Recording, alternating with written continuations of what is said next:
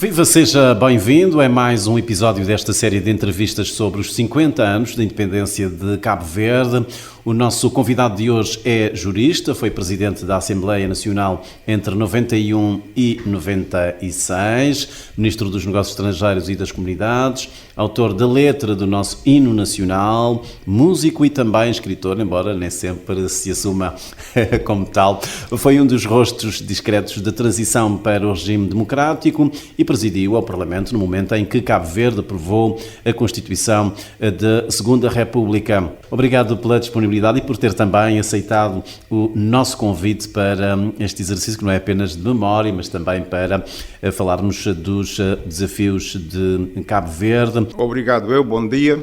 Obrigado eu por este privilégio e ter-me dado esta oportunidade de opinar sobre temas tão importantes da nossa história e temas importantes para o nosso futuro. Depois da proclamação da independência, Cabo Verde adotou o que ficou conhecido como Democracia Nacional Revolucionária, onde o partido assumia o papel de vanguarda e não havia espaço para oposição ou pluralismo formal. Documentos como a LOP, a Lei de Organização Política do Estado, e mais tarde a Constituição de 1980, consagram o regime ou o sistema como uma visão muito centralizada do poder, onde o partido e o Estado se confundiam.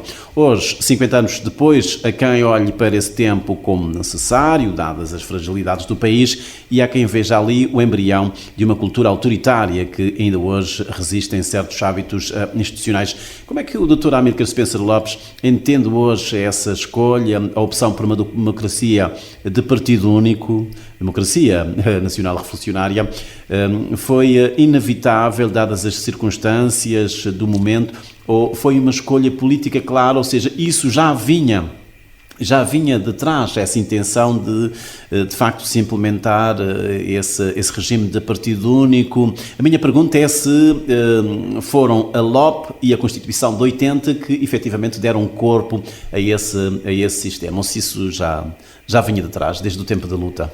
Antes de mais, eu penso que não é uma escolha.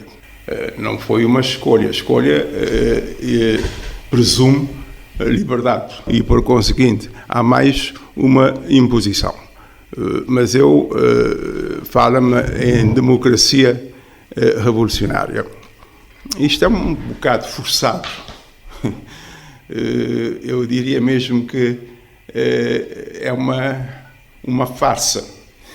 E aí acabamos por alinhar com o Karl Marx, que dizia que a história se repete a primeira vez como tragédia e a segunda vez como farsa. De maneira que, veja, a democracia exige liberdade, exige a capacidade, a possibilidade da pessoa optar por alternativas diferentes. E, por conseguinte, falar em democracia e depois acrescentar o revolucionária, um processo democrático é essencialmente reformista. E é um processo gradual que se vai desenvolvendo com contradições e que vão sempre identificando a consensos para que se haja, de facto, esse desenvolvimento e esse amadurecimento e essa consolidação das vontades diversas e conciliação. Ora, de maneira que esse nome de democracia revolucionária é mais um produto da mostra, não é? A verdade é que, uma vez implantado o regime de partido único, começou-se a construção primeiro do Estado. Era preciso organizar-se minimamente, e é nesse sentido que é aprovado logo no dia seguinte ao da independência, se não me engano, ou na noite da independência, uma lei de organização política do Estado. Ou seja, Cabo Verde não avança, as autoridades não avançam com uma Constituição formal, preferem antes uma lei de organização política do Estado. Sim, uma Constituição levaria algum tempo, naturalmente.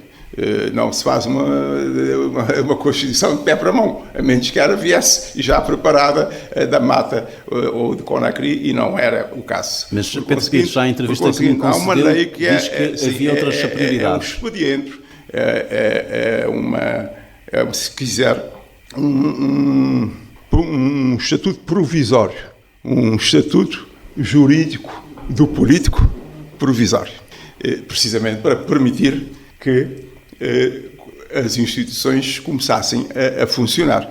Ora, e é essa lei mesmo que estabelece num dos seus articulados que uma Constituição seria preparada e discutida e aprovada num prazo máximo de 90 dias.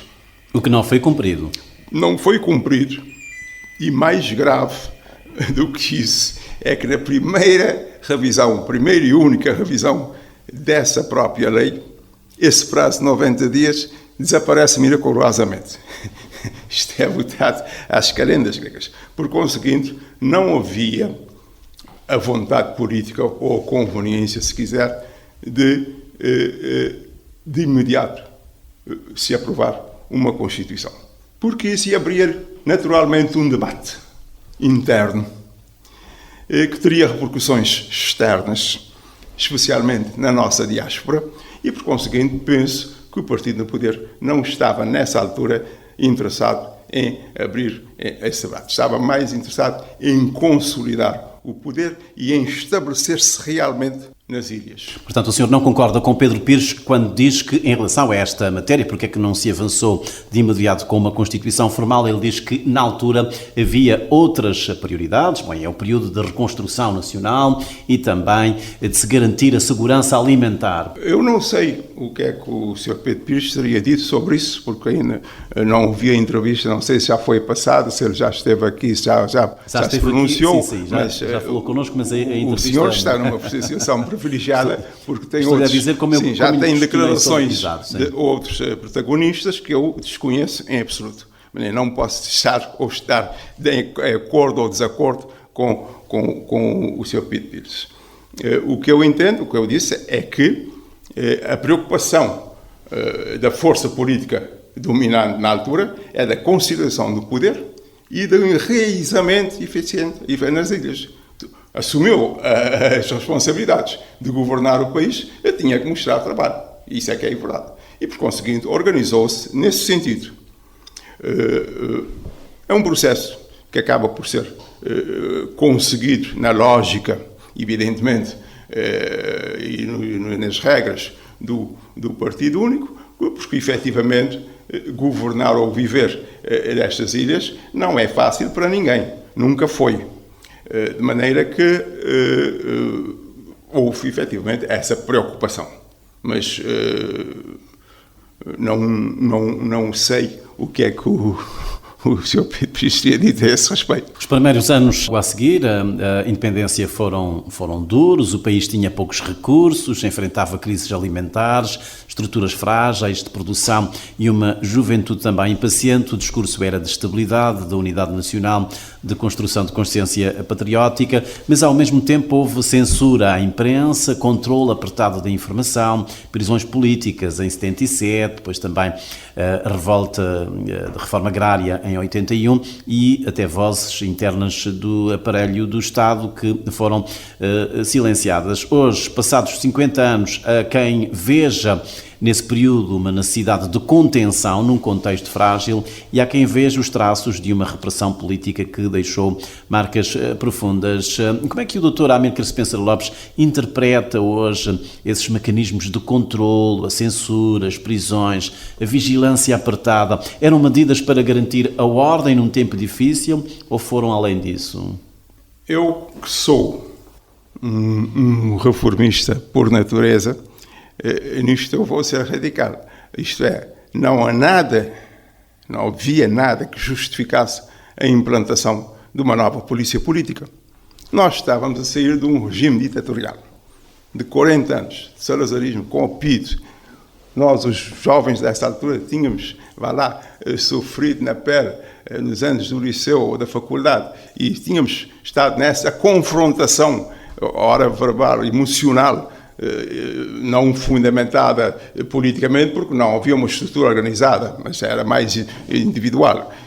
E, de repente, apanhamos... Deixa-me só perguntar-lhe já agora, o senhor chegou a participar nessas escaramuças, nesses confrontos dos jovens do liceu, na altura com a tropa portuguesa que estava aqui? Não no processo de transição, não no nesse processo período de transição, mas eu estou a falar do processo sim. ainda colonial.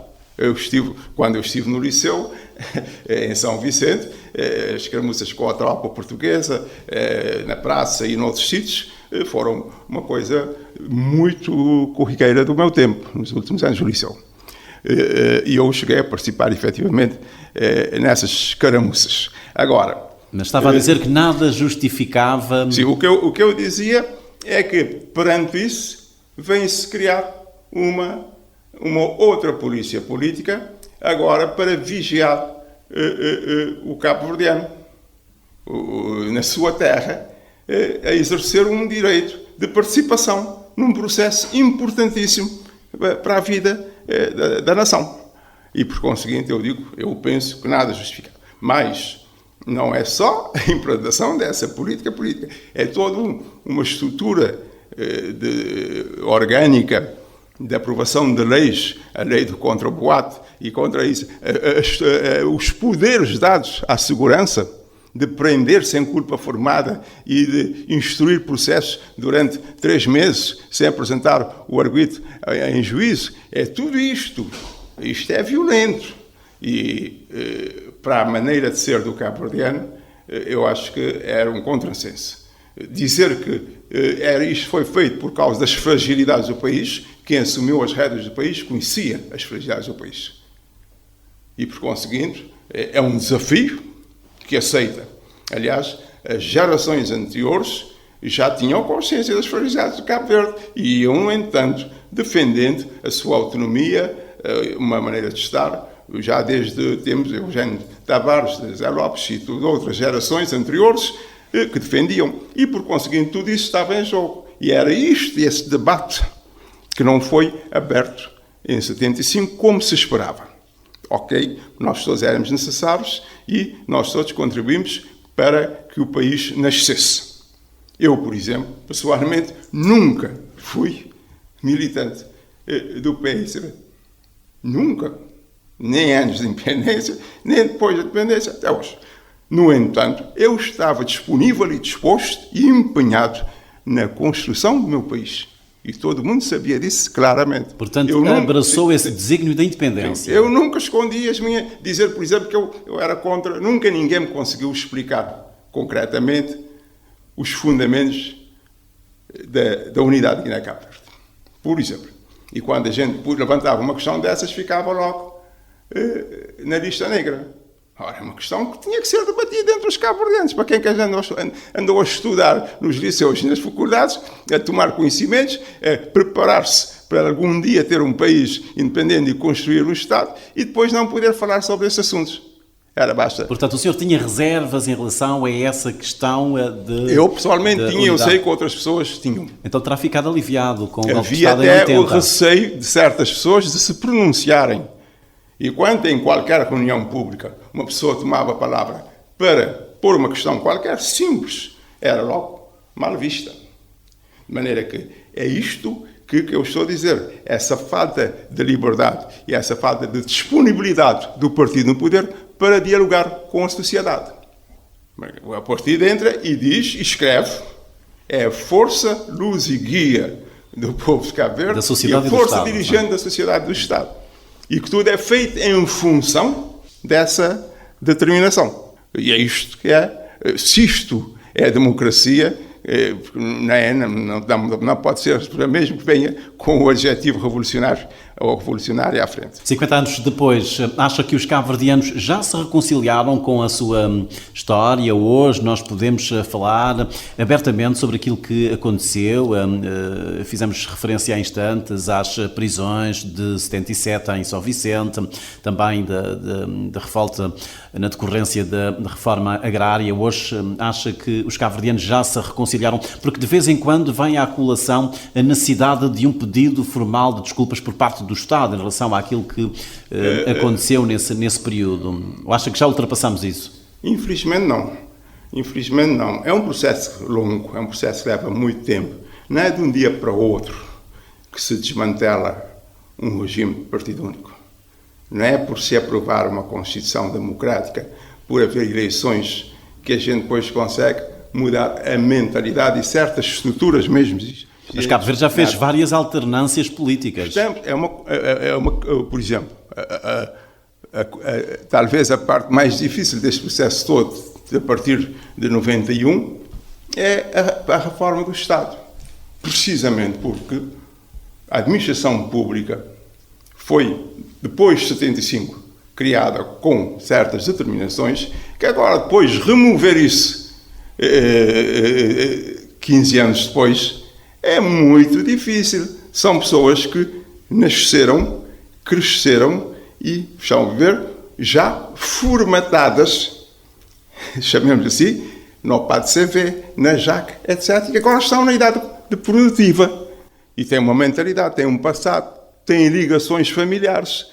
E depois entender isso e de facto, criar uma mentalidade nova de maneira a ultrapassar essas barreiras, leva o seu tempo. Não tem havido... Mas o projeto do MPD com a abertura democrática era de implodir todo esse edifício, digamos, ideológico, instituído pelo Partido Único, desmantelar todos os aparelhos ideológicos que foram na altura montados. Portanto, esse era um projeto do MPD com a abertura democrática. Não é fácil, Santos. Não é fácil. Eu não vou citar exemplos a detalhes, mas faremos na generalidade. As pessoas são de carne e osso. Têm virtudes, têm defeitos, têm limitações, têm alguma inteligência, têm capacidade, têm conhecimentos. E é tudo isto, essa complexidade, que faz a natureza humana. E depois, eu não vou correr nem mandar para fora as pessoas que não pensam de uma forma, chamemos assim, democrática. E elas vivem e exercem a sua capacidade, os seus poderes, os seus conhecimentos, os seus defeitos e as suas virtudes neste processo. Isto é complexo e é esta dinâmica que faz uma sociedade viva. Nós devemos ter, primeiro, a consciência disso. Segundo, a ideia e a vontade assumida das forças políticas de corrigir o que está errado e de proporcionar ao país um futuro melhor para os seus filhos.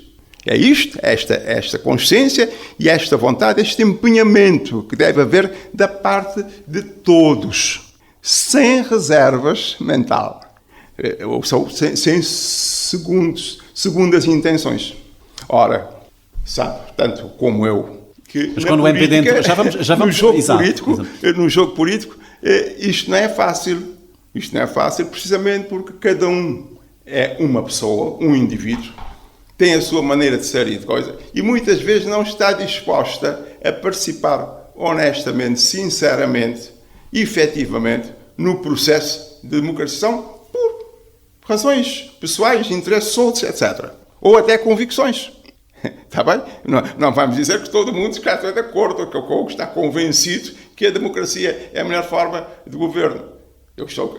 Nós sabemos que não é assim. E não é só em Cabo Verde. Mas ainda não me disse qual é que é a sua opinião. Acha que, de facto, 50 anos depois o Estado deve pedir desculpas? Ou isso hoje está ultrapassado, não faz sentido? Ao analisar... O Dr. José Maria Neves acha que não faz sentido hoje abrir feridas. Ao analisar este passado recente e ao pretender construir um futuro melhor, nós temos que ter tudo isso em consideração.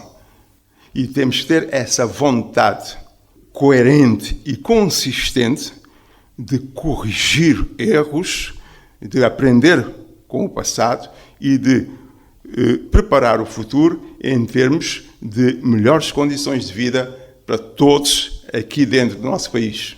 Isso é que é importante. Para além das críticas ao Partido Único, parece-me justo também lembrar que os primeiros 15 anos de independência não foram apenas isso. Em muitos domínios houve avanços, por exemplo, na educação, na saúde, no combate à fome e à desnutrição, na consolidação de uma administração pública funcional, mesmo com poucos meios. Hoje, parece-me que ninguém questiona se valeu ou não a pena a independência em 75. Do seu ponto de vista, bom, sim, já falamos de facto nessas situações que aconteceram, as prisões, o cerceamento das liberdades. Que ganhos estruturais é que Cabo Verde conseguiu nos primeiros 15 anos? Nessas questões que eu já fiz referência, na educação, na saúde, se de facto Cabo Verde avançou um pouco, digamos, nesse troço da nossa história? Olha,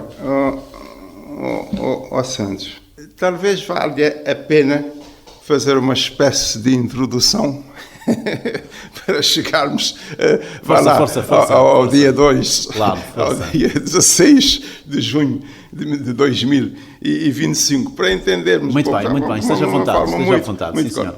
Cabo Verde tem um percurso como Estado independente. É, todavia, uma nação com uma história e uma identidade há aproximadamente 500 anos. Os entendidos na matéria afirmam que por volta de 1820, ou seja, há 2 séculos, Cabo Verde era já uma nação pronta a receber o Estado. Isto está num livro... Sim, está no livro de história, sim. Está escrito. Por razões de isolamento, de insolidariedade, de sobrevivência, a nação começou a caldear-se desde o século XV. Uma odisseia que começa com o comércio com a costa africana e integra o hediondo tráfico de escravos. Passa pela introdução de espécies animais e de flora no solo das ilhas, organização e ação da defesa, e consubstancia especificamente na miscigenação, fator mais importante de todo esse processo. Este longo e conturbado processo de afirmação identitária conheceria, no entanto, a sua hora maior, ou com a sua consagração política no dia 5 de julho de 1975. Com a Declaração de Independência Nacional. Os ganhos com a independência foram notórios e enormes em todos os setores da vida nacional. Politicamente, o processo não foi nem tão patente, nem tão consensual. O cabo-verdiano soube, na altura mais favorável, ultrapassar, todavia, as distorções do processo e instalar um Estado de direito democrático. E é, pois, com a aprovação da Constituição de 1992 que se cria as fundações de um Estado de direito democrático no qual nós vivemos hoje em dia e que, segundo os entendidos, também já está numa fase de consolidação.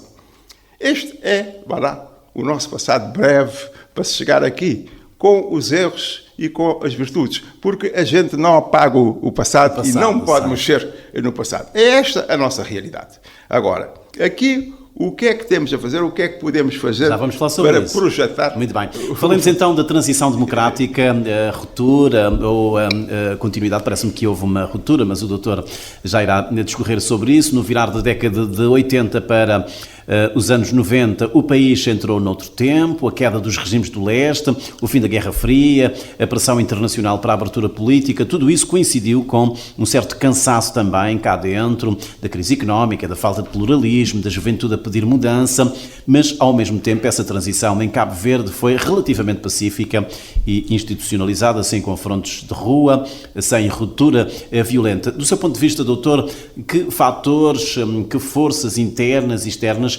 empurraram Cabo Verde para a abertura democrática no início nos anos 90? São elementos no plano interno, melhor dizendo, e no plano externo. Havia um descontentamento geral em Cabo Verde com o processo político em si, com uma certa estagnação económica e social, e com as derivas do poder autoritário que eram, ao fim e ao cabo, sentidas na nossa sociedade e bloqueadoras da nossa capacidade de desenvolvimento. Esse sentimento interno existia e até está referido na declaração política que o então, na altura, secretário-geral adjunto do PSB, leu no dia 19 de fevereiro de 1990. Ele refere-se num ponto qualquer, já não me lembro se era o ponto 6. Portanto, na sequência da reunião do Conselho Nacional. Há uma referência sobre essa circunstância interna. E há todo um contexto externo. A queda do Muro de Berlim, a perestroika na União Soviética e todo um outro conjunto de elementos que favorecem e promovem a chamada democratização global do mundo. E é neste contexto que o partido no poder, na altura o PSB, faz a fuga em frente, apresenta essa declaração a que me referi há bocadinho e vem dizer que abre a possibilidade de haver nas próximas eleições... Em 1995. uma participação de cidadãos, com listas de cidadãos, que para além do PSB, que para além, era a linguagem utilizada, para além do partido do poder, os cidadãos podiam apresentar listas. E é neste contexto, feito este buraquinho no lençol, rasgou-se de uma forma incrivelmente rápida. Isto é, um grupo de cidadãos cria um movimento político e apresenta uma declaração. O senhor fazia parte desse grupo? Eu não fiz parte, não assinei a declaração, porque eu tinha chegado ao país, havia muito pouco tempo. Eu estive a trabalhar nas embaixadas de Cabo Verde, primeiro na Holanda e mais tarde na FAO em Roma. Eu tinha regressado há pouco tempo, já me tinham falado do assunto ainda antes da declaração e eu estava à espera de uma... A declaração é de 14 de março, não é? De março de 90. Sim. Estava à espera de uma definição sobre a minha própria situação no Ministério. E eu sou nomeado diretor-geral de Assuntos Consulares e Imigração e logo a seguir aparece esta declaração. E eu disse, não me dá. A gente tem que ser coerente com eu. Fui nomeado há uma semana por um decreto do Conselho de Ministros como diretor-geral. E agora, isto não pode ser. Eu vou organizar-me pessoalmente e familiarmente, depois vocês podem contar comigo. E mais tarde, o que é que eu faço? Eu apresento um pedido de licença precisamente para poder entrar na luta política. E quando apresentei o meu pedido, o ministro na altura disse, mas o senhor não é obrigado a fazer isso, não, precisa de fazer isso para participar no processo. Eu disse, eu é que não me sinto bem, estando a trabalhar e estar depois a fazer o trabalho contra a sua política e contra o seu governo e contra o seu partido. Por uma questão de lealdade institucional, portanto não podia fazer isso. O ministro até me disse, eu registro o seu... E fechou imediatamente à minha frente. Porque é o seguinte, eu entendi que por razões de coerência e de seriedade e de honestidade intelectual, eu não devia assinar aquele documento naquele momento. Muito bem. E como é que o doutor viveu esse período, as campanhas, as eleições, as primeiras eleições democráticas na história de Cabo Verde?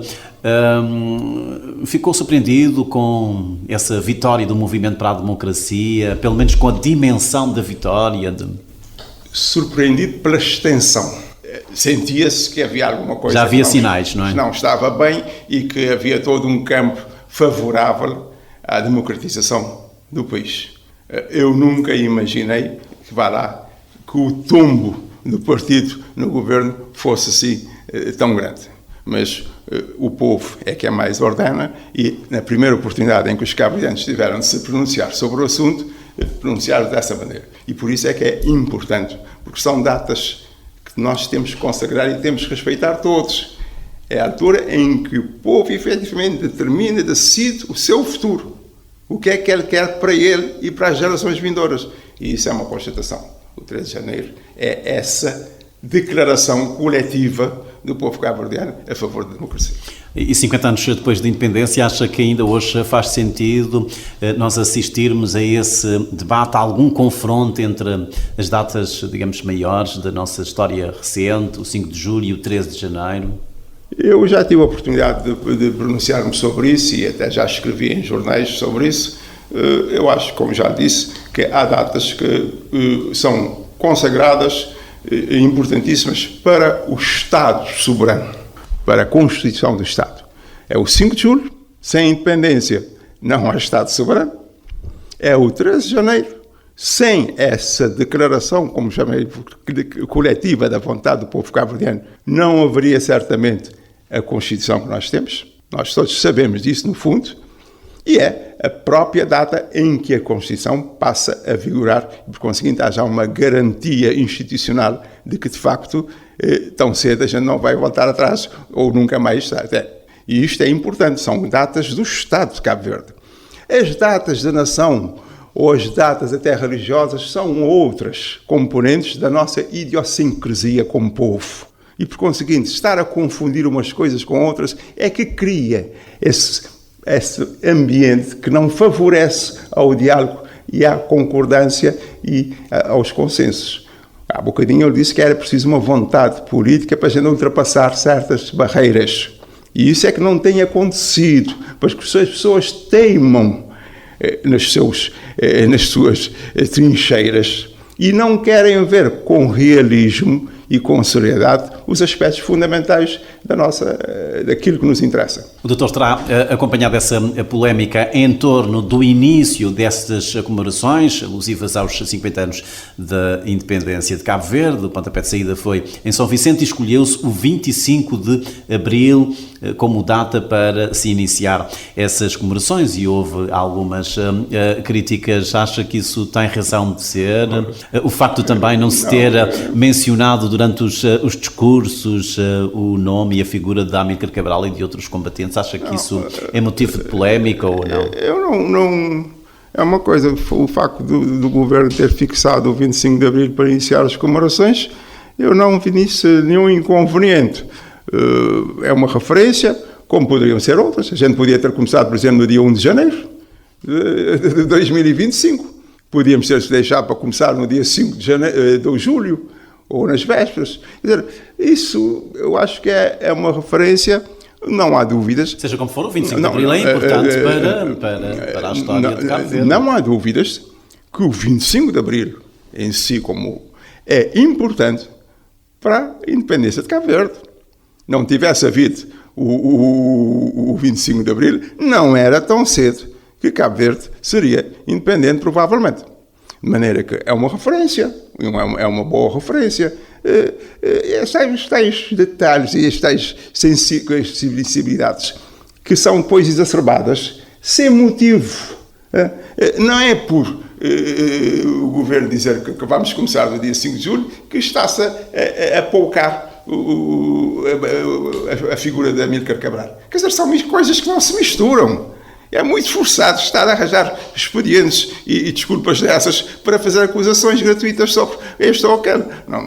nós temos que trabalhar com mais serenidade, emocional. Muito bem. O Dr. Amílcar Spencer Lopes, em fevereiro de 91, foi eleito Presidente da Assembleia Nacional, numa altura em que o país estava a entrar numa nova fase, com um Parlamento verdadeiramente plural, pela primeira vez. Como é que viveu esse momento, ter sido escolhido no universo dos deputados para dirigir a Casa da Democracia? Sentiu que, de alguma forma, estava a ajudar a fundar algo de novo? Estava-se a viver aí a criação da Segunda República? Como é que viveu, de facto, esse momento, ao ter sido escolhido para dirigir o Parlamento cabo-verdiano? Sim, para mim, pessoalmente, foi uma honra, uma distinção, um privilégio ter sido eleito consensualmente. Mas já estava tudo concertado, não é uma coisa que... Está bem, claro, houve negociações, claro, tinha que haver negociações, mas de qualquer maneira o MPD tinha maioria qualificada. Sim. Mas, se não me falha a memória, eu fui eleito com 96% dos votos expressos. Mas é que é muito mais do que a maioria qualificada do MPD. Por conseguinte, como eu dizia, um privilégio, uma honra, uma responsabilidade acrescida que eu exerci com entusiasmo, se quiser, mas com flexibilidade, sem deixar de ser rigoroso. Eu gosto de dizer que as pessoas não devem ser rígidas, mas devem ser rigorosas. E que o rigor não é antônimo de flexibilidade. O rigor, porque nós temos que ter rigor na gestão da coisa pública, por exemplo. Mas temos que ter flexibilidade em função da nossa realidade económica, social, cultural e outras, muitas vezes ceder nisto ou naquilo que não seja efetivamente essencial e muito importante. Sentiu, portanto, o peso da responsabilidade e sentiu que esse momento era simbólico e histórico também. Espírito construtivo de trabalhar, de maneira de trabalhar de uma forma construtiva, de uma forma responsável, num período muito delicado e absolutamente novo para a nossa experiência e até, na altura, para a nossa idade. Isso é que é verdade. De maneira que foi isto que aconteceu em 91. O senhor recebeu... Houve uma certa euforia, claro, e como pode imaginar, da força política que ganhou as eleições, e tudo isto tem que ser regulado, se quiser, ou pelo menos gerido de uma forma hábil, de maneira a que não se ponha em questão as questões ou os interesses essenciais do Estado e da nação. Recebeu o testemunho das mãos de Abílio Duarte, uma figura central do regime anterior, respeitada, carismática e que presidiu o Parlamento durante 15 anos. O que é que significou, digamos, para si, essa passagem de testemunho? O Abílio Duarte foi uma figura importante durante todo no partido em que ele era militante, mas especialmente na implantação do parlamentarismo em Cabo Verde. Ele dignificou e defendeu muito bem os interesses e a instituição que ele presidia e representava. E conseguiu alguns ganhos, mesmo numa situação que não era fácil. Até porque ele acumulava ministro dos negócios estrangeiros com a presidência do Parlamento. Durante pouco tempo. Durante muito pouco tempo. Foi uma acumulação que se viu logo que não era possível. São as tais contradições dos regimes. O regime, que essas coisas, que hoje em dia as pessoas até se riem dessa situação. Mas na altura, no momento, foi essa solução que se entendeu lá nas esferas superiores do partido, mas que se viu logo que não dava. Era o centralismo democrático. Não era possível. E na primeira oportunidade arrumaram a coisa toda. Mas eu estava dizendo, como presidente da Assembleia, num regime de partido único e num parlamento monocórdico, ele desempenhou com muita dignidade as suas funções. Ele era muito cioso da independência e da autonomia do Parlamento, face aos outros poderes. O Abílio tinha uma coisa importante, tinha dimensão cultural. E isto é importante. em qualquer ser humano. Isso permitiu-lhe, efetivamente, desenvolver o seu trabalho com qualidade e dentro do contexto e da lógica, efetivamente, do regime partido. Portanto, o Dr. Amílcar Spencer Lopes sai, portanto, vai dirigir. Sim, era uma grande responsabilidade, porque, evidentemente, iam-me comparar com o exercício feito pelo Abílio. Mas em circunstâncias, em situações completamente diferentes, com percursos também diferenciados. Mas introduziu algumas medidas? Quais foram as prioridades iniciais? Tinha que haver. A primeira coisa é criar esse espírito, este clima de diálogo, de negociação. Mais facilmente na Comissão Permanente, evidentemente, do que no plenário. Mas depois afirmar o Parlamento como centro do poder democrático. Nós tínhamos um problema, que eu penso que ainda já está menos em Cabo Verde, mas na altura existia muito, chamados recursos humanos qualificados. Recursos humanos, aproveitar esses recursos humanos.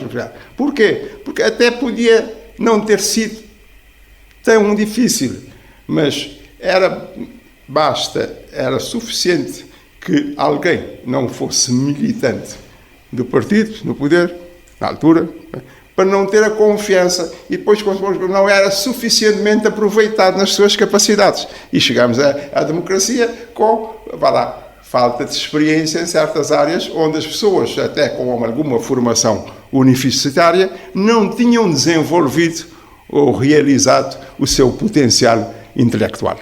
E, por conseguinte, a primeira questão é a questão dos recursos humanos para ter um Parlamento a funcionar em moldes democráticos.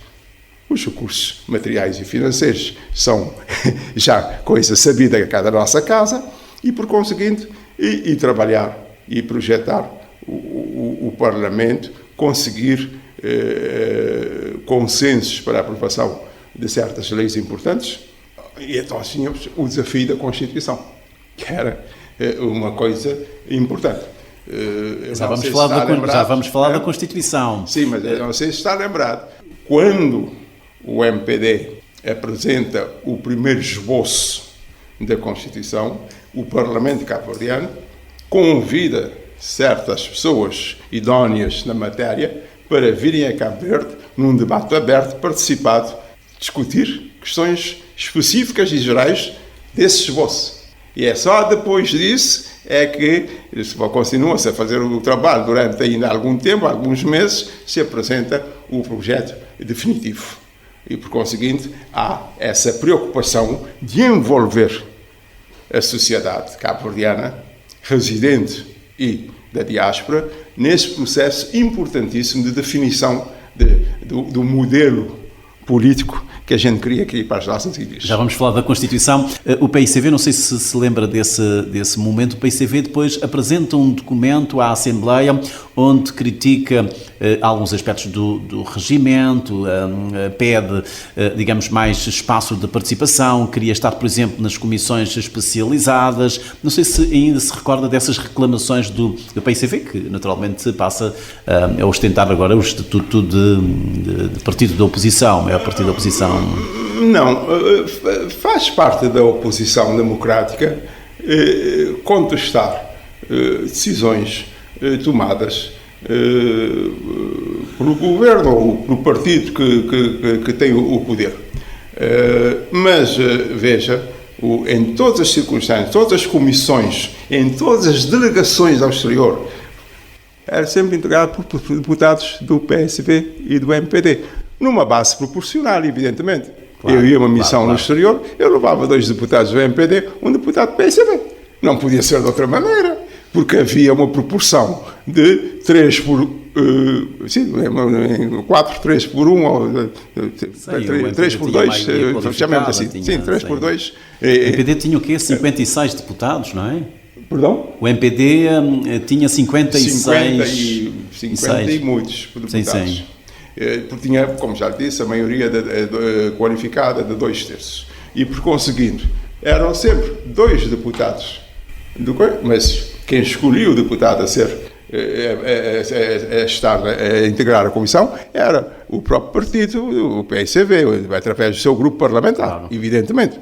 Por conseguinte, eu lembro perfeitamente, fui a Cuba. O grupo parlamentar que primeiro era dirigido por Pedro Pires e depois por Aristides Lima. O doutor Dario Dantas, do PSV, fui a Pyongyang, o deputado era o Basílio Ramos, fui a outro lado qualquer com o Felisberto Rosário e assim por diante, eram designados pelo grupo parlamentar do PSB e integravam a delegação, participavam, tinham todas em várias circunstâncias, não houve essa discriminação lá, de parte alguma. Doutor, um dos momentos mais importantes do novo Parlamento e da nossa história democrática foi a aprovação da Constituição da República de 1992, um texto que rompeu com o modelo anterior, reconheceu o multipartidarismo, consagrou direitos e liberdades e definiu os pilares da nova ordem política em Cabo Verde. O país deixava para trás a tal democracia nacional revolucionária e assumiu formalmente os princípios de um Estado de Direito democrático. Como foi viver esse momento por dentro enquanto Presidente da Assembleia Nacional, esse momento da aprovação da Constituição da República? Em instantes estava a fazer referência ao encontro que foi organizado com participação, de especialistas para opinarem também sobre este texto da Constituição. Como é que viveu esse momento do nosso Parlamento? Como já há bocado, falando das datas nacionais, eu disse que, na minha opinião, o Estado de Cabo Verde tem 3 datas importantíssimas na sua história recente.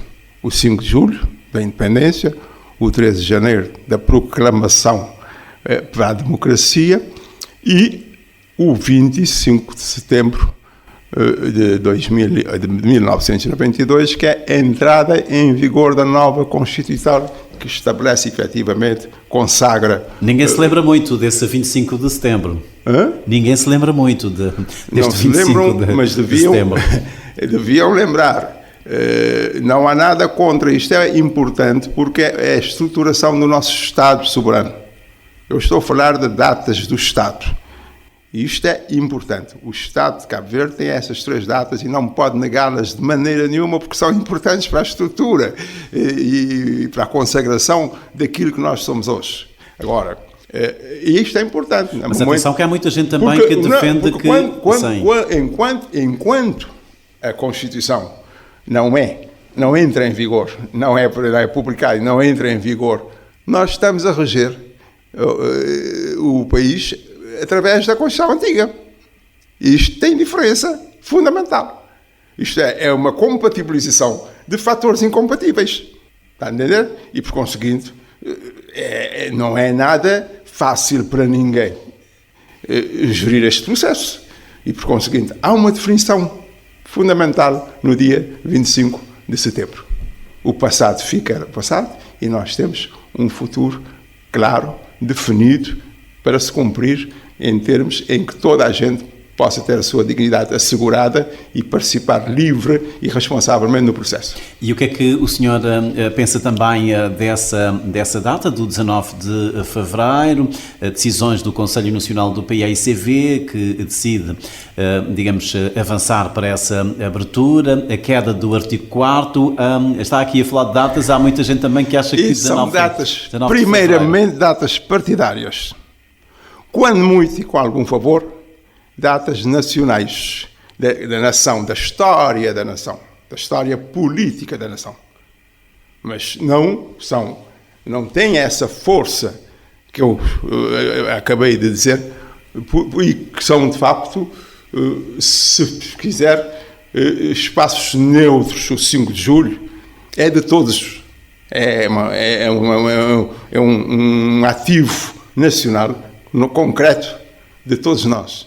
O 13 de janeiro, a mesma coisa, o 25. É essa diferença que eu estou a fazer. Porque depois o resto entra um bocado a emoção ou, o pior ainda, as conveniências político-partidárias, de estratégias até, de cada partido. E isso não beneficia o diálogo, não beneficia os consensos, não beneficia o esforço coletivo que é necessário fazer para a gente conseguir, de facto, atingir outro patamar de desenvolvimento. Nessa linha, o doutor concorda então com José Tomás Veiga em relação precisamente a essas medidas para a abertura e deixa entender que o PICV não estava a agir de boa fé, que no fundo não queria uma abertura, queria era religar-se à sociedade para se perpetuar no poder. Comunga dessa leitura? Ou...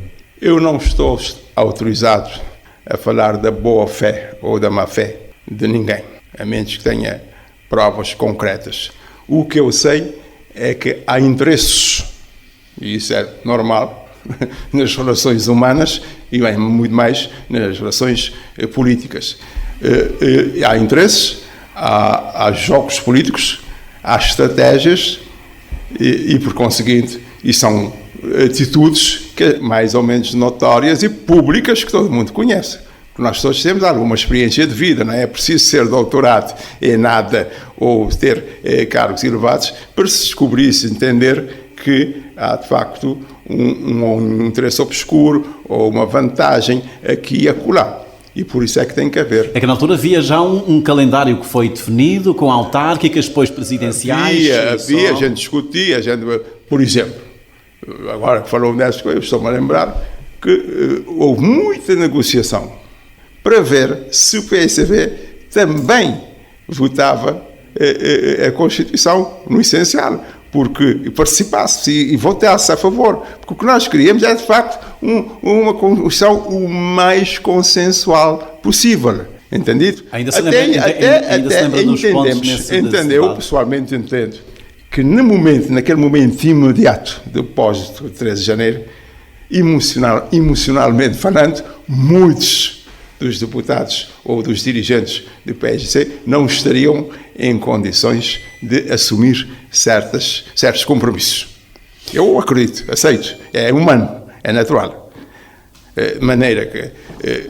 mas queríamos que no essencial e no possível... Houvesse algum consenso. E houve cedências. Mas atenção que o PICV diz que... Eu não vou referir aqui, houve várias cedências de vários tipos, precisamente para conseguir, para tentar conseguir essa congregação de esforço e de vontades. Atenção que o PCV diz que nunca foi contra a Constituição de 92, apenas questionava, digamos, o processo, o caminho que foi encontrado para a aprovação, porque inicialmente o que estava sobre a mesa era uma possível revisão da Constituição de 1980, depois é que se optou para se aprovar uma nova Constituição.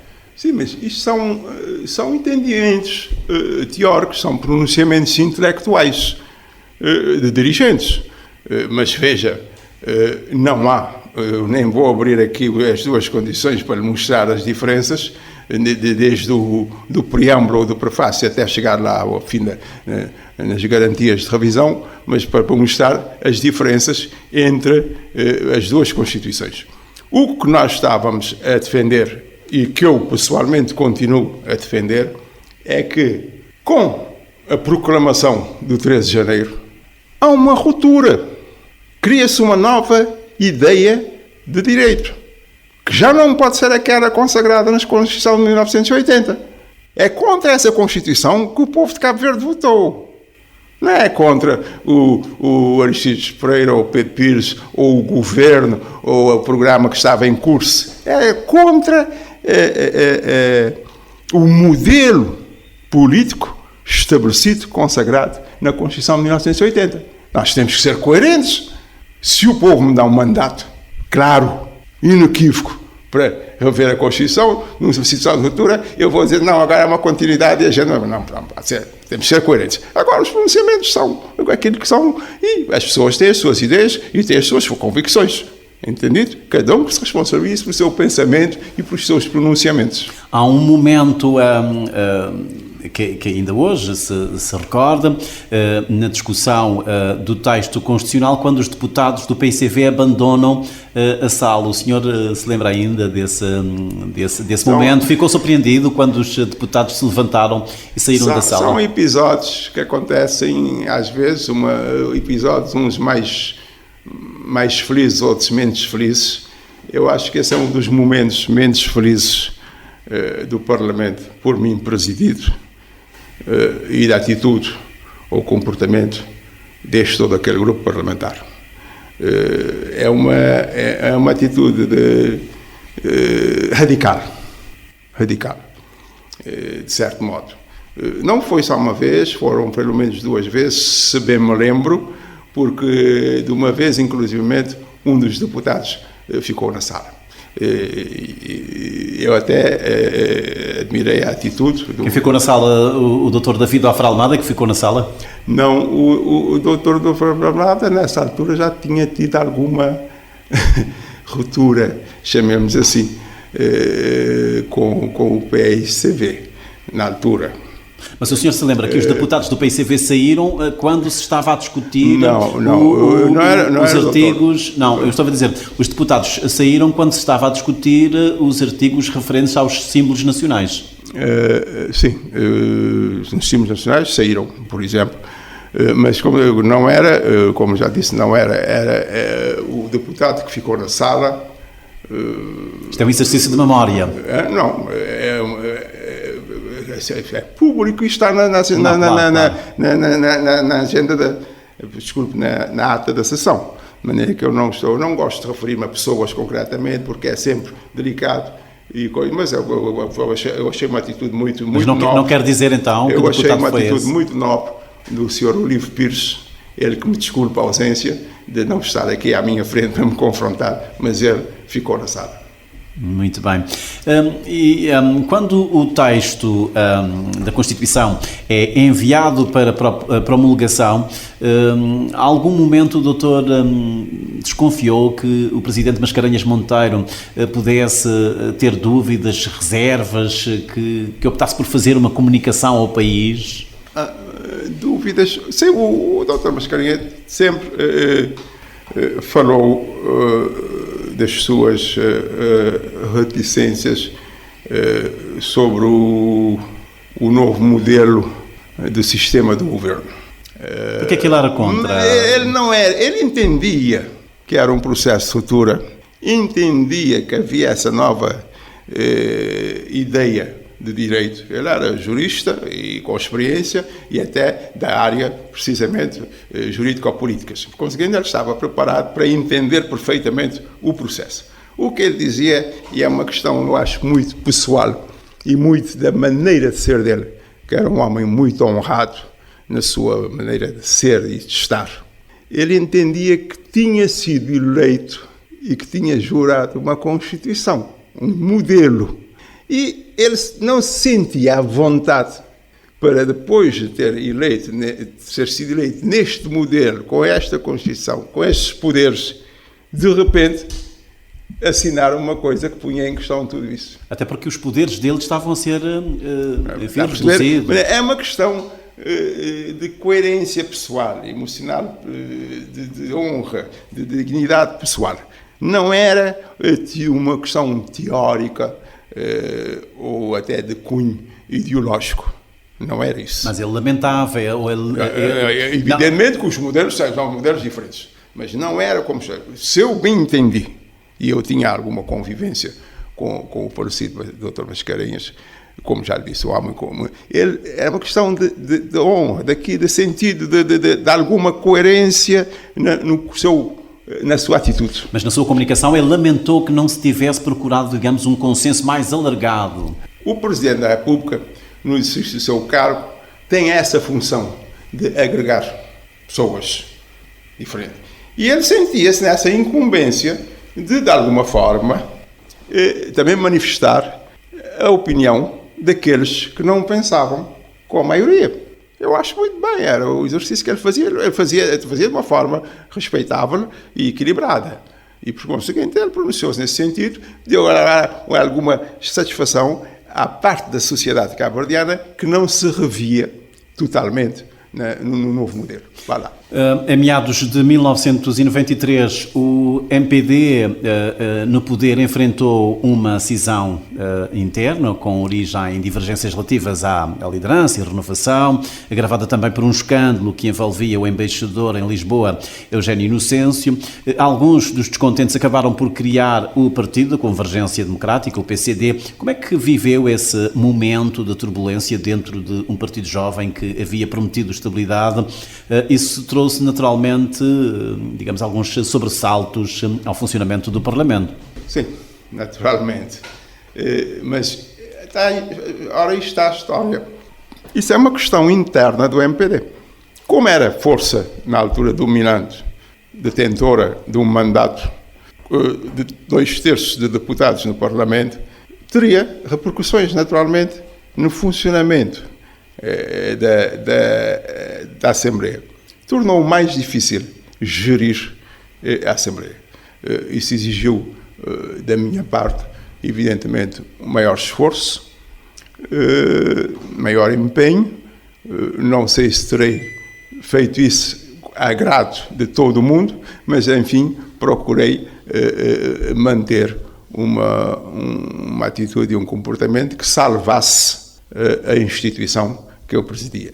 O meu problema não era um problema pessoal ou político interno ou partidário, era uma questão institucional de salvar a credibilidade e a dignidade da instituição que eu presidia. Sim, porque aí há a situação de alguns deputados que ficam numa posição de independentes. Sim, pronunciaram-se como independentes, criaram uma espécie de grupo não oficial. Isto não estava previsto no regimento. Fizeram intervenções mais ou menos agressivas. Isso tudo aconteceu, mas isto é sal. É o sal da democracia. Na democracia há essas contradições e o importante é conseguir geri-las e ultrapassá-las de maneira a salvaguardar os interesses essenciais do Estado e da nação.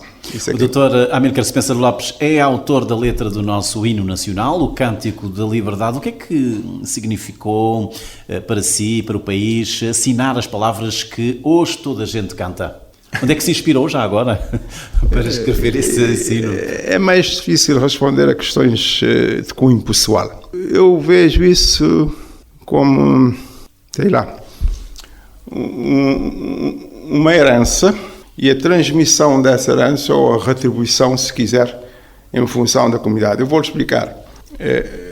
Quando eu olho para isso, para este processo, este e outros do estilo, eu penso primeiro nos meus pais, penso na minha família, nos meus professores, nos autores que me influenciaram a minha forma de ser, de estar, a minha formação moral e intelectual, e eu penso que isto é uma herança daqueles que viveram antes de mim, que viveram comigo durante algum tempo, que influenciaram direta ou indiretamente, e eu tenho a obrigação de transmitir esta herança para a posteridade, para os outros, para os mais jovens. Porquê? Porque eu tenho esse dever de contribuir, de dar alguma coisa de retorno para aqueles que me ajudaram a ser o que eu sou. Eu tenho um dever perante a minha comunidade, que me viu nascer, crescer, ser educado na escola e em casa. E, por conseguinte, de ter como é que é dizer, este apetrecho, esse acumular de conhecimentos e de vivências que me permitiram fazer isto, e eu devo transmitir às novas gerações. É essa transmissão.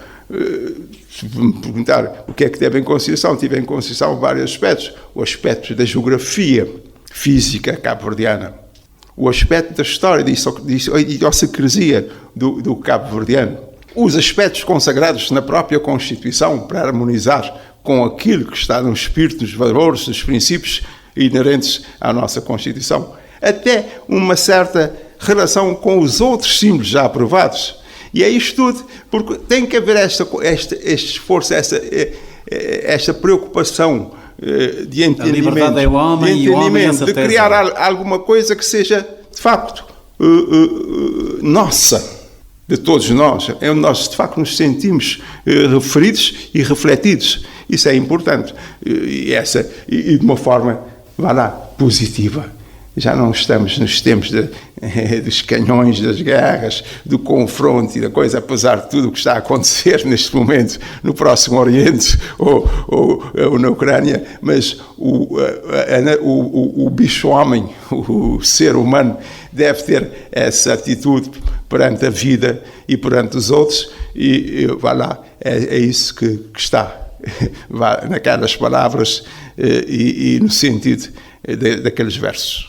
Em 1996, depois de 5 anos à frente da Assembleia Nacional, o senhor foi nomeado Ministro dos Negócios Estrangeiros e das Comunidades. Não sei se essa data... Eu estive lá há pouco tempo, eu não queria ser Ministro. Foram 2 anos, não é? Não, 2 anos e meio, se tanto. Queria ser Ministro. Não, eu tinha pedido ao Sr. Primeiro-Ministro que o máximo 2 anos, porque era um período conturbado e era necessário fazer alguma coisa. Mas costuma-se dizer que santos de casa não fazem milagre.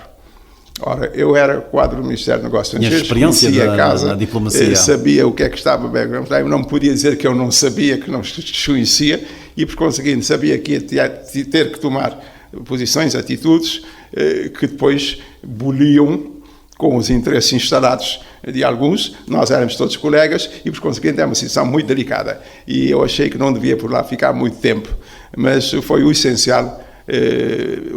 Quais foram as prioridades? Como 2 meses, na primeira oportunidade, quando apareceu uma oportunidade, estavam outros a sair e eu disse ao Primeiro-Ministro que era boa altura de me deixar ir embora e pronto, deixei ser. E nessa altura, quais eram as linhas de força essenciais da nossa diplomacia? O apoio às nossas comunidades. Bom, Cabo Verde já tinha feito parte do Conselho de Segurança, ainda com Jorge Carlos Fonseca. Na minha opinião, um dos setores conseguidos, ou bem conseguidos, do nosso Estado soberano é a política externa. Tem sido gerido com alguma parcimónia, com resultados palpáveis, com uma certa coerência e com sentido prático. Por conseguinte, se eu limitei a dar continuidade em algumas dossiês já importantes que estavam em curso e de consagrar novas possibilidades, mudar certas embaixadas. Nós tínhamos, por exemplo, Holanda, uma embaixada em Haia, um consulado em Roterdão. Ora, eu estive em Haia a trabalhar. Havia 3 embaixadas africanas em Haia. Cabo Verde, África do Sul por razões óbvias e Nigéria. Está a ver? Ora, era muito mais prático e muito melhor para Cabo Verde ter a embaixada, por exemplo, em Bruxelas. E fizemos essa mudança na altura. Coisas que a gente sabia que isso era possível, que é desejável, mas é um dossiê sempre sensível, porque a outra parte, a parte holandesa, a gente tem que, para chegar lá, tem que ir com muitos cuidados. De maneira, essa reestruturação de alguns serviços, a questão da CPLP, eu assinei em 96, no Centro Cultural de Belém, os documentos definitivos da Constituição da CPLP e veja, por exemplo... Nessa altura de aí estava uma prova da necessidade dos novos símbolos. A gente vai, entra o presidente Nino Vieira, toca o hino, e depois vem o Mascarenhas Monteiro, toca o mesmo hino, e as pessoas olham assim, confrontadas. São situações nada agradáveis. Claro. E, por conseguinte, a necessidade era óbvia, mais do que óbvia. Quem não quisesse entender isso, só por razões, como já lhe disse há bocado, emocionais. Mas que hoje em dia eu espero que tudo esteja ultrapassado. Maneco, são coisas, vai lá, que a gente tem que gerir, mas voltando ao aspecto, é também nessa altura que se cria, concretamente e formalmente, o chamado Ministério das Comunidades. O Ministro dos Negócios Estrangeiros e das Comunidades. E das comunidades, sim. E também há uma integração maior da cooperação, porque são os tais chamados questões que vêm de trás e que depois é preciso ver como resolver. Durante a Primeira República, A cooperação nunca esteve no Ministério dos Negócios Estrangeiros. Esteve sempre sob tutela do Primeiro-Ministro. E não tinha secretários de Estado nem nada disso, é um diretor-geral. Quando você integra uma estrutura dessas, há sempre reticências e resistências. E como eu era da casa, eu procurei encontrar uma forma de a gente ultrapassar definitivamente essa questão que criava muitos empecilhos na condução da nossa política externa. Muito bem, já estamos a aproximar-nos do final da nossa conversa. Chegamos aos 50 anos de independência, meio século de construção nacional, com avanços, contradições, correções de rota, silêncios e conquistas. Cabo Verde já não é aquele país frágil e ansioso de 1975, mas também não é, talvez, tudo aquilo que se sonhou. Neste ponto do caminho vale a pena parar, respirar e perguntar onde é que acertamos e o que é que ficou aquém das expectativas. Se o Dr. Amílcar Spencer Lopes tivesse de fazer um balanço destes 50 anos de independência, o que é que destacaria como conquistas sólidas? O que é que ainda o inquieta, o entristece neste percurso que fizemos de 5 décadas? Há vários aspectos positivos.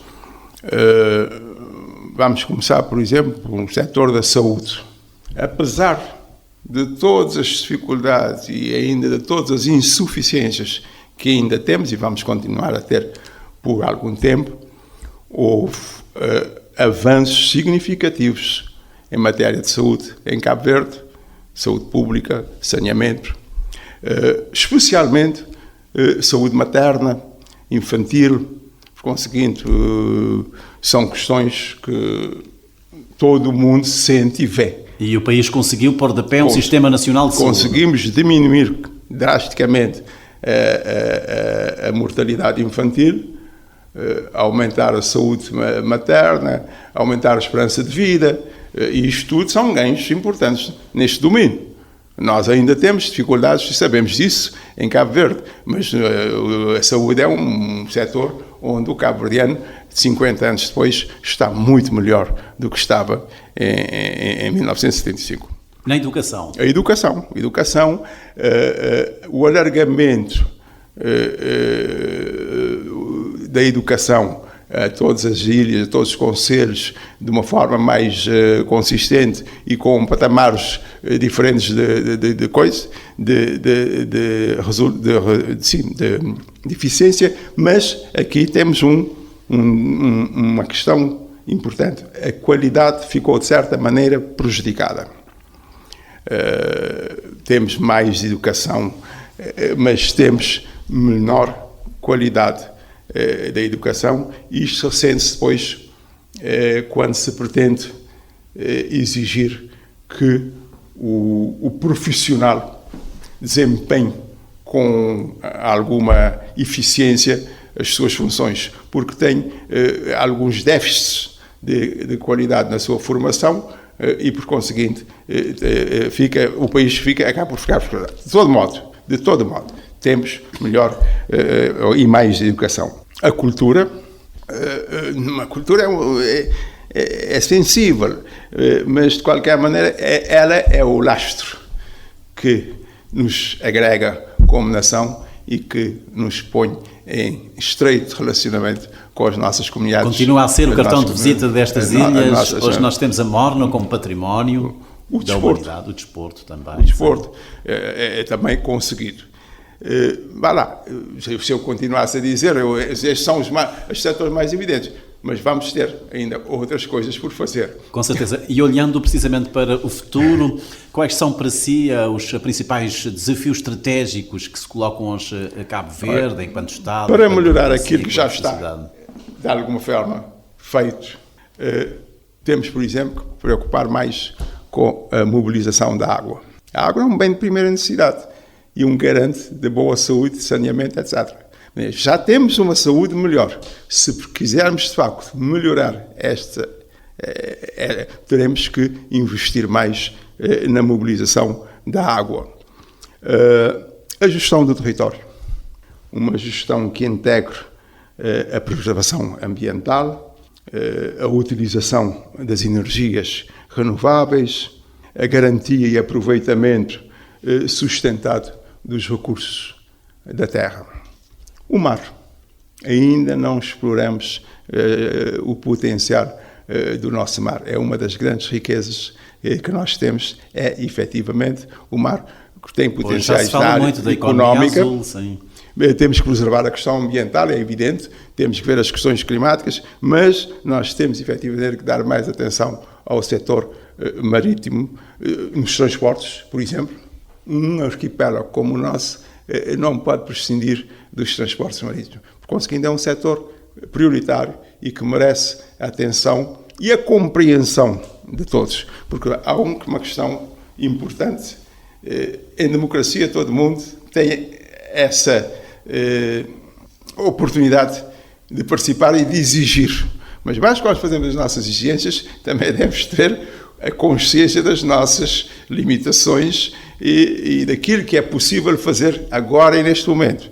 Porque se a gente puxa a corda demais, ainda corre riscos de criar mais conflitos do que resultados. Outra questão é a criação de emprego. Para isso, temos que promover as empresas, porque as empresas é que são geradoras do emprego e da produção. O que vai exigir uma revisão, talvez, no plano financeiro fiscal. O financiamento das empresas, a fiscalidade, isso tudo são questões que precisam ser aprofundadas, debatidas e consensualizadas, porque são de interesse nacional global. A capitalização, nós chamamos de integração, mas não é só integração, é integração, capitalização da nossa diáspora, as competências da diáspora, não só as remessas que vêm e que são utilizadas na construção civil e na criação de empresas, mas hoje em dia, com as novas tecnologias e com as facilidades de transporte, ver como é que os nossos imigrantes ou os seus descendentes possam ser mais úteis e possam participar de uma forma mais ativa. Colocar as competências no desenvolvimento. Vá lá. Há outro aspecto, para mim, importante, o reforço do poder local, ou se quiser, a descentralização. Descentralização de meios humanos, recursos humanos. Está a falar da descentralização, mas não da regionalização. Ou isso é um debate já ultrapassado, já não vale a pena resgatar esse dossiê? Eu não vejo a pressa.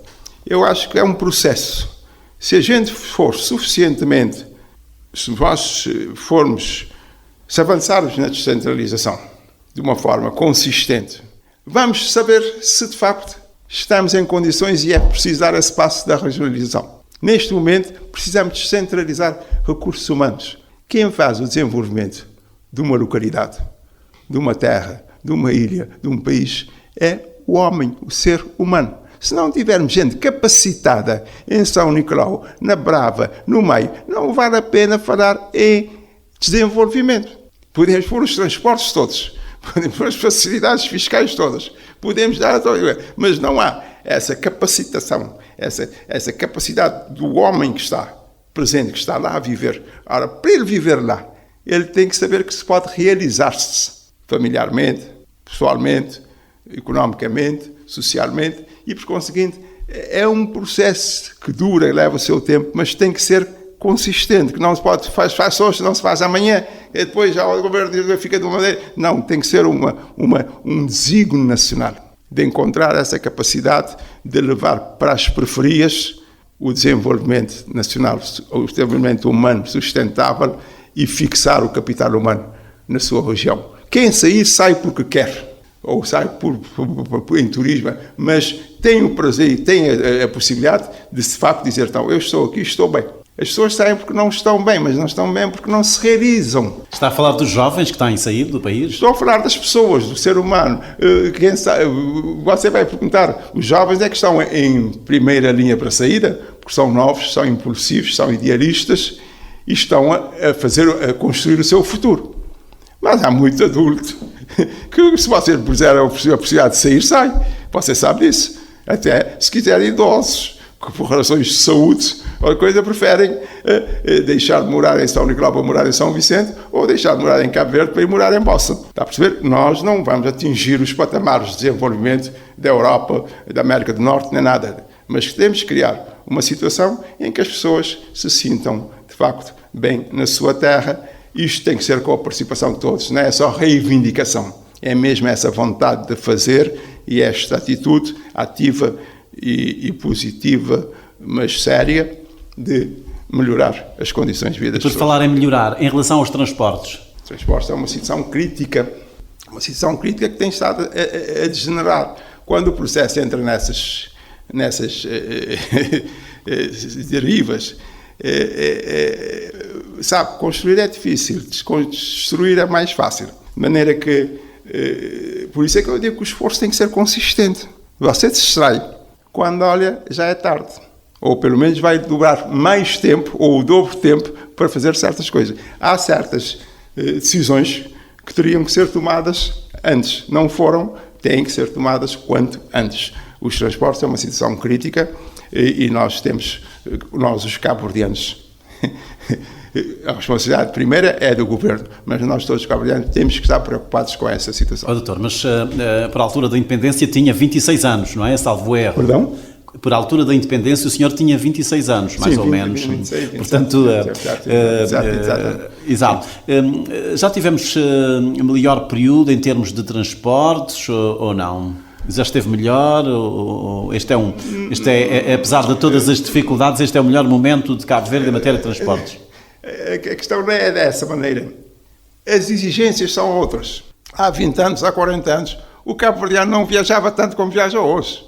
Não havia turismo e, por conseguinte, as pessoas não precisavam... Não havia uma coisa. As exigências que são outras. A gente tem que acompanhar essa dinâmica. Não é havia dizer que, olha, estou melhor, pior que o...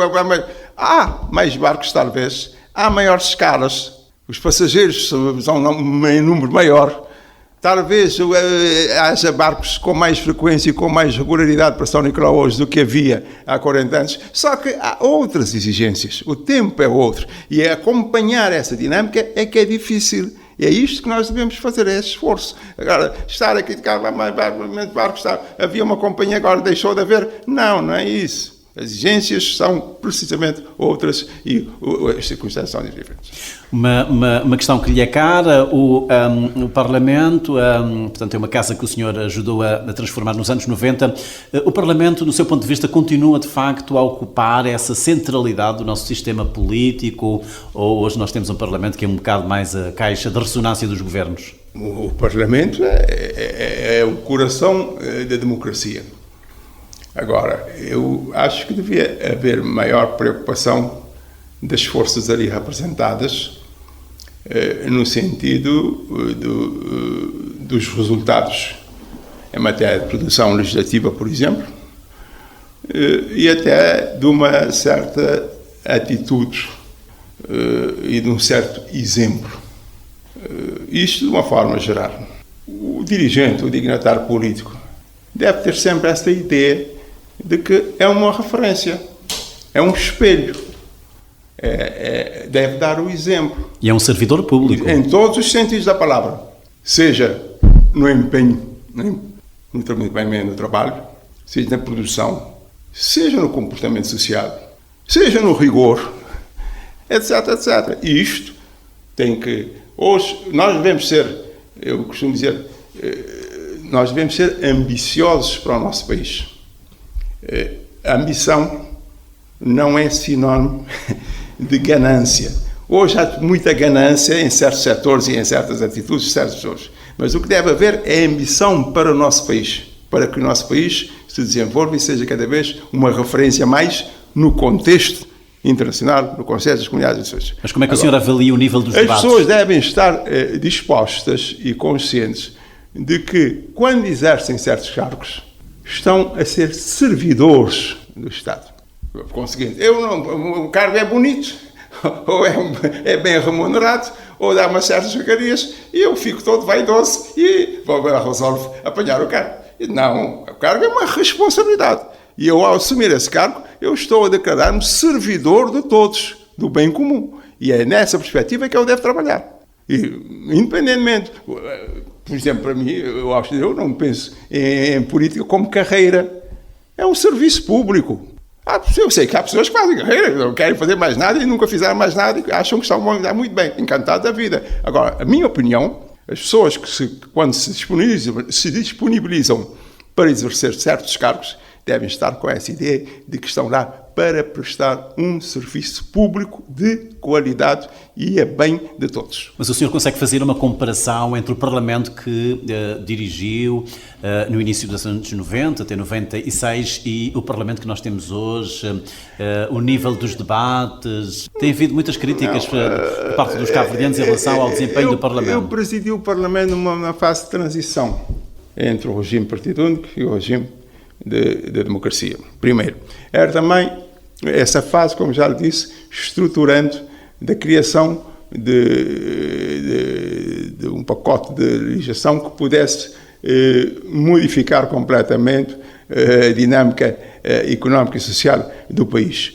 Hoje as coisas são diferentes, os meios são diferentes, as novas tecnologias favorecem, há outros contextos internacionais que determinam certas dinâmicas diferentes e, por conseguinte, essas comparações não são muito fáceis porque são coisas que não se comparam. São tempos diferentes. São situações. E o que é preciso fazer, do seu ponto de vista, para qualificarmos ainda mais a democracia?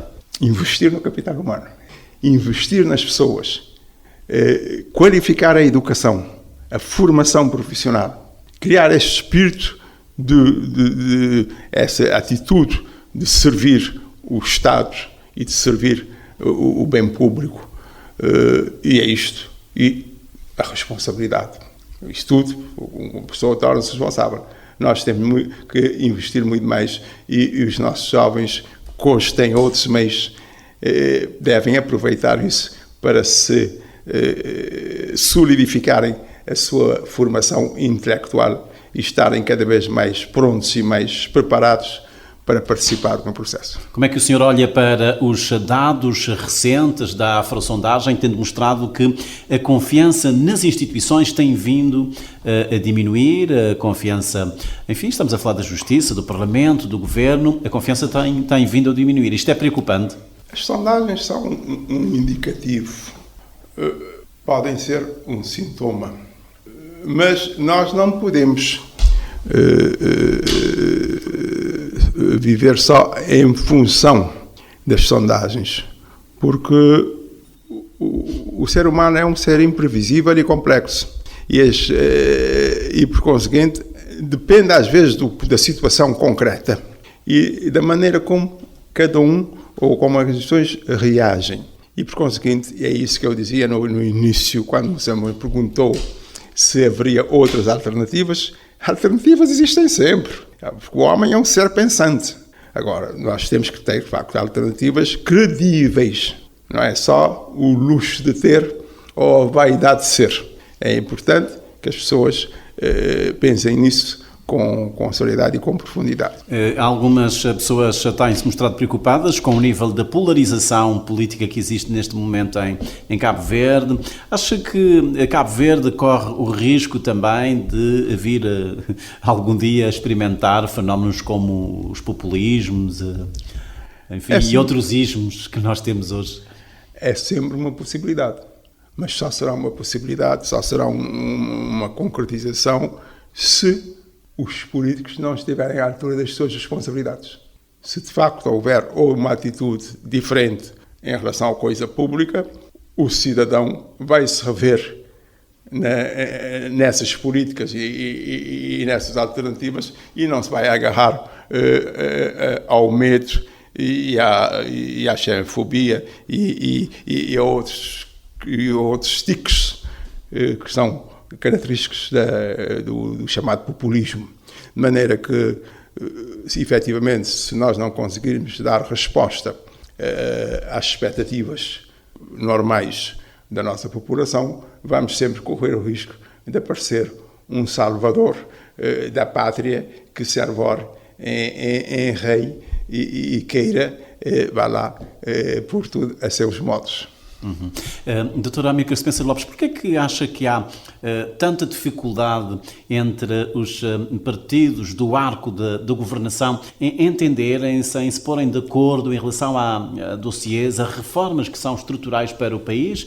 Ora, desde logo nós temos um exemplo recente que é essa dificuldade em chegar-se a um consenso sobre a composição dos órgãos externos do Parlamento. Porquê é que é essa dificuldade? Porque as pessoas estão mais interessadas no poder. As forças políticas, os seus dirigentes, muitos deles, os seus integrantes, estão muito mais interessados em estar ou em chegar ao poder do que em resolver concretamente os problemas que são difíceis e que todo mundo sabe que não vai acontecer de hoje para amanhã. Leva algum tempo. As pessoas já são naturalmente impacientes. Há uma certa impaciência. Então, na juventude, as pessoas querem as coisas no imediato. Isso acontece, é normal. Mas nós sabemos, no fundo, que não é assim.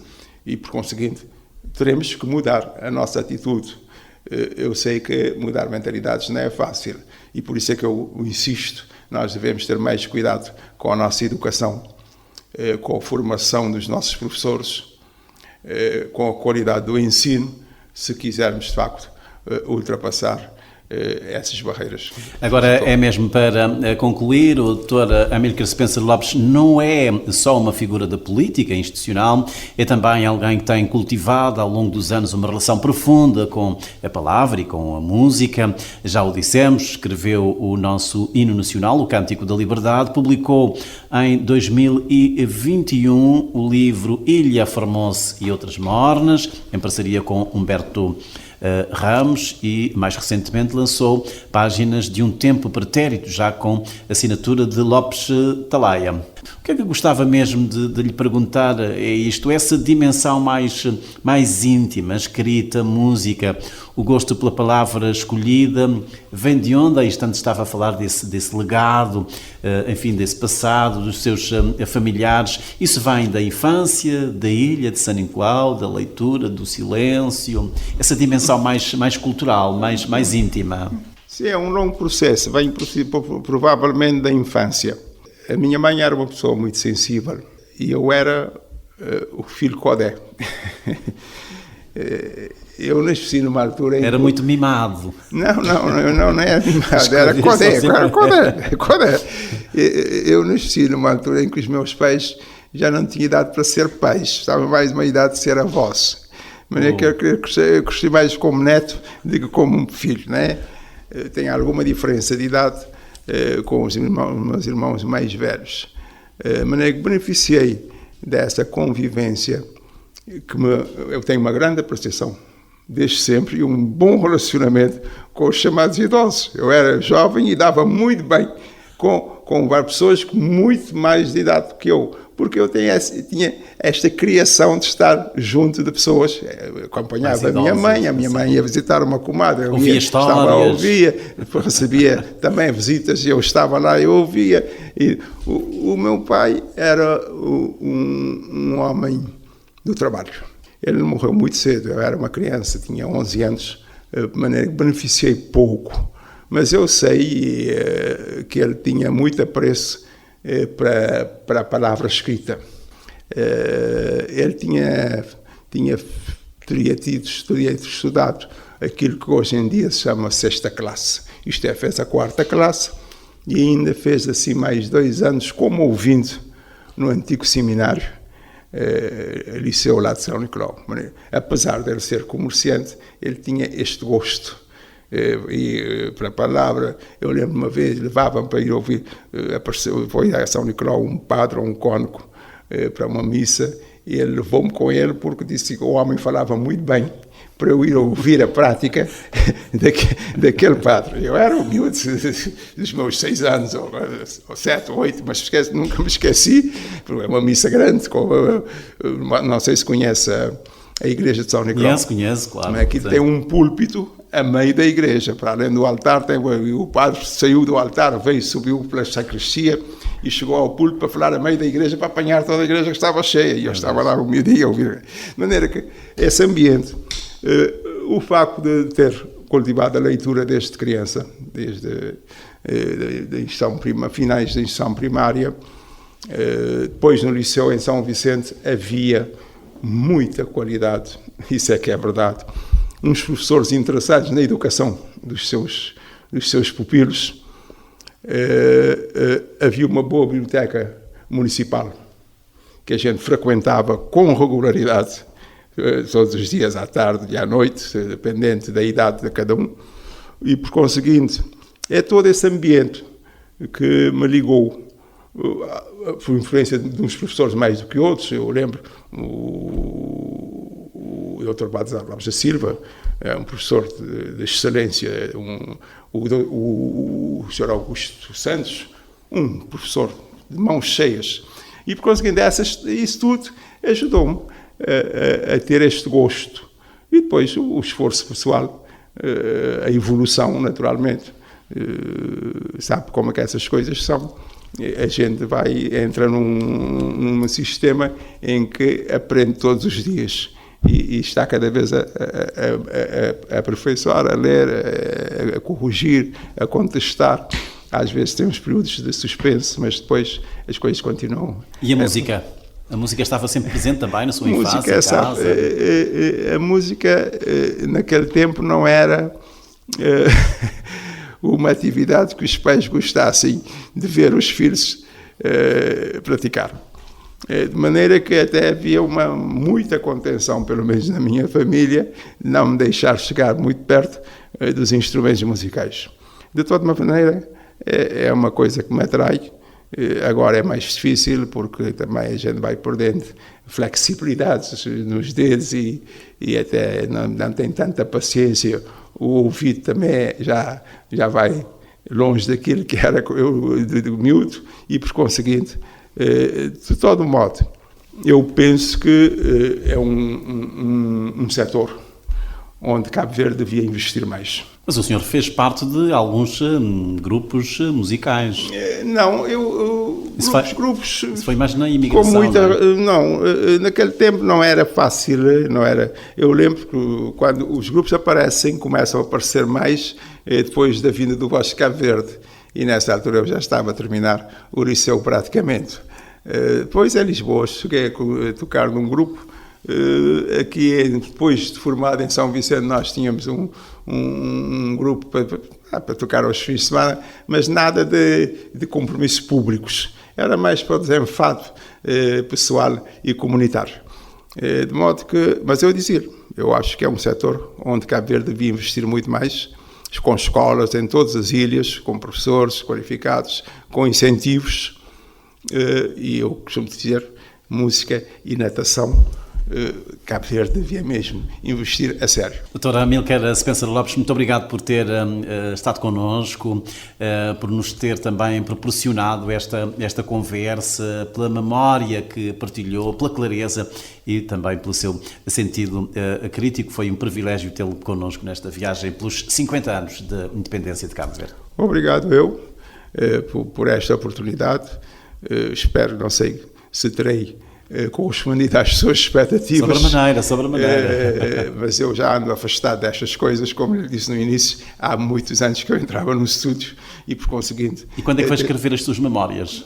Quando é que vai escrever as suas memórias? Não. A escrita não é uma atividade fácil. Existe tempo, paciência e dom, inspiração às vezes. Muito obrigado por ter estado connosco.